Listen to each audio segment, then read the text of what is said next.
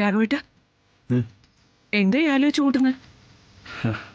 മക്കളോടും ഭാര്യയോടും മരുമക്കളോടും ഒക്കെ ഇഷ്ടവും സ്നേഹവും ലാളനയും ഒക്കെ ഉള്ള ഒരു അച്ഛനെ അവരെ കുറിച്ച് പലതും ആലോചിക്കാനുണ്ടാവും. ആ പറഞ്ഞതിനർത്ഥം ഇതൊന്നും എനിക്കില്ല എന്നാണോ? എന്തോ സംശയം? ഒരു മരുമകൾ ബിസിനസ്സേ നമ്മളെ കൊണ്ട് എത്തിച്ചതേ കുടുംബം നഷ്ടപ്പെടുത്തുകയും സാമ്പത്തിക തകർച്ചയും മാത്രമൊന്നും അല്ല. നമ്മളെല്ലാവരോടും ഉണ്ടാക്കിയെടുത്തിരുന്ന ഒത്തൊരുമയും കൂട്ടായ്മയും പരസ്പരമുള്ള ആത്മബന്ധങ്ങളും ഒക്കെയാണ് നഷ്ടപ്പെട്ടത്. അതിന് പ്രധാന കാരണമായത് ഭാമ തന്നെ. ഓ അത് ശരി. അനുജൻ കാണിച്ച നെറുകേടിന് ഇപ്പൊ എന്നെ ബലിയേടാക്കുകയാണല്ലേ? അവൻ നെറുകേട് കാണിക്കുന്നേ ഞാൻ നിനക്ക് മുന്നറിയിപ്പ് തന്നായിരുന്നല്ലോ. ഒന്നിച്ച് കളിച്ചു വളർന്ന എനിക്ക് കിട്ടിയ അനുഭവേ അതൊന്നും നിനക്കറിയാൻ പറ്റത്തില്ലല്ലോ. അതുകൊണ്ടാ അവനെ വിശ്വസിക്കരുത് ഞാൻ പറയുന്നത്. എന്നിട്ടോ നീ അത് കേട്ടതുമില്ല. പിന്നെ രോഹിത്തിന് അവന് പിന്നെ അവന്റെ പ്രായത്തിന്റെ അടുത്തായിട്ട് കൊണ്ട് പറ്റിയാന്ന് പറയാം. പക്ഷെ നിനക്കൊരു തീരുമാനം എടുക്കായിരുന്നു, നീ അത് ചെയ്തില്ല. എന്നിട്ടിപ്പോ ഫലം എന്തായി? ഉപേന്ദ്ര അവന്റെ കുരുട്ട് ബുദ്ധി ഉപയോഗിച്ച് നമ്മുടെ അടിവേര് വരെ മാന്തി എടുത്തു. പിന്നെ തിരിച്ചു പിടിച്ചതേ മറ്റവരുടെ മിടുക്കൊണ്ടൊന്നുമല്ല, ശാലിയുടെ മാത്രം മിടുക്കൊണ്ടാ. അവളുടെ അനിയത്തിയാ വെടിയേറ്റ് ഹോസ്പിറ്റലിൽ കിടക്കുന്നേ. നീ ഒന്ന് പോയിട്ട് ഇനി പോയില്ലെങ്കിൽ വേണ്ട, വിളിച്ചൊന്ന് കാര്യങ്ങൾ തിരക്കുകയോ അങ്ങനെ എന്തെങ്കിലും ചെയ്യാൻ പാടില്ലായിരുന്നോ? മരുമകളാണെന്നുള്ള പരിഗണന ഒന്നും കൊടുക്കണ്ട.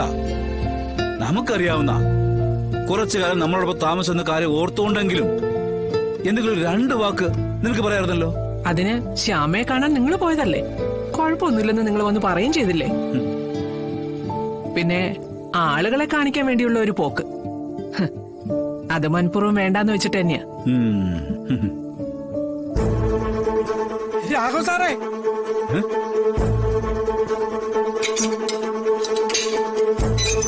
രാഘവ് സാറേ, എന്തോടോ? രാഘവ് സാറേ, എന്തോടോ?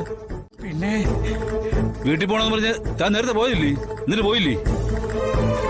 എന്റെ കുടുംബവും കുട്ടികളൊക്കെ എനിക്ക് 2ാം സ്ഥാനത്താ. 1ാം സ്ഥാനത്ത് എപ്പോഴും ഇവിടുത്തെ കാര്യങ്ങൾക്കാർ ഞാൻ പ്രാധാന്യം കൊടുക്കുന്നതെന്ന് അറിയാവുന്ന കാര്യമാണല്ലോ. അങ്ങനെ ഒരു സംഭവം അറിഞ്ഞാ പിന്നെ എനിക്കത് ഇവിടെ ഒന്ന് പറയാതിരിക്കാൻ പറ്റുമോ? എന്തോടോ എന്തോടൊപ്പം ഉണ്ടാക്കിയ പുതിയ പ്രശ്നം? ആർക്കെങ്കിലും വല്ല അപകടം ഉണ്ടായോ? അല്ല, തന്റെ ഈ വര കണ്ടപ്പോഴേ മനസ്സിലാത്ത ഒരു വല്ലാത്ത അങ്കലാപ്പാ. ആ ഉപേന്ദ്രൻ പിന്നെയും കുഴപ്പം ഉണ്ടാക്കിയിരിക്കുകയാണ് സാറേ. അവൻ വീണ്ടും രോഹിത്തിനെ കൊല്ലാനുള്ള ശ്രമം നടത്തിയിരിക്കുക. അയ്യോ,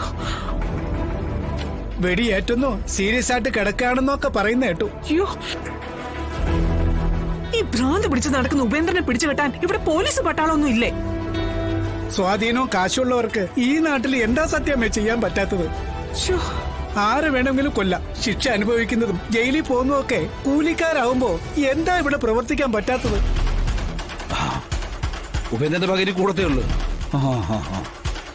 അവ ഇനി അവരെ ഉപദ്രവിക്കും. നമുക്ക് സ്വത്തെഴുത്തതിന്റെ പേരില് അവൻ അവരെ ഇല്ലാതാക്കും. എന്റെ ഭാമയെ അതുകൊണ്ടാണ് ഞാൻ പറഞ്ഞത് നമുക്ക് അവിടെ പോയി അവർക്കൊപ്പം താമസിക്കാന്ന്. ആൾ കൂടുന്നിടത്തേക്കേ, പ്രത്യേകിച്ചേ എന്റെ മുന്നിലേക്കേ ഉപേന്ദ്രൻ തോക്കം കൊണ്ടുവരാൻ മടിക്കുന്നേ. അല്ല ഭാമയെ, നീയൊന്നും പറഞ്ഞില്ല. നമുക്ക് നമ്മുടെ വീട്ടിൽ പോണ്ട.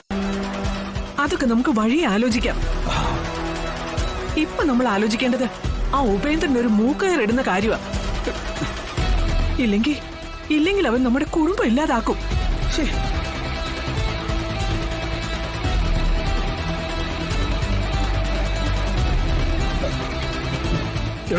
എടോ, അവന് രോഹിത്തിനെ വേറെ കുഴപ്പമൊന്നുമില്ലല്ലേ? ഞാൻ അറിഞ്ഞ കാര്യം ഇവിടെ ഒന്ന് പറഞ്ഞു. ഇനി ബാക്കി കാര്യങ്ങളൊക്കെ സാറാ ചെയ്യേണ്ടത്. നാളെ അവിടം വരെ ഒന്ന് പോയാൽ നന്നായിരിക്കും.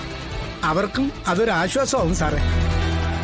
എന്റെ ദൈവമേ, ഇതിപ്പം ഓരോ ദിവസം ഓരോരോ പ്രശ്നങ്ങളാണല്ലോ.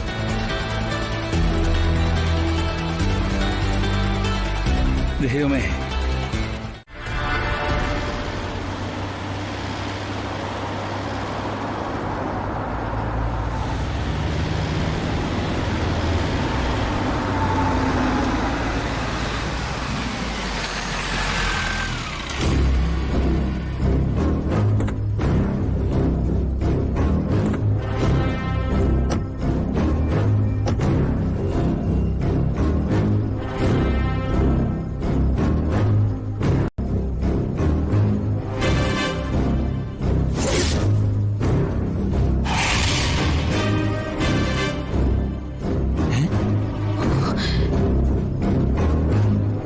ഓർന്നുണ്ടല്ലോ.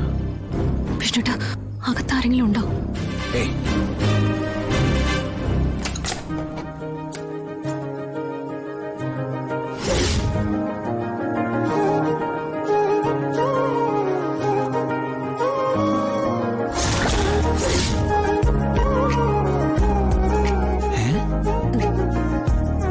വിഷ്ണുട്ടാ, ഇത്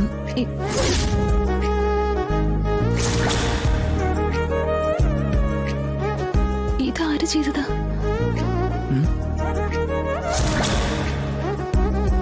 ദേ ഒരു വഴിയുണ്ട്. വാ വാ.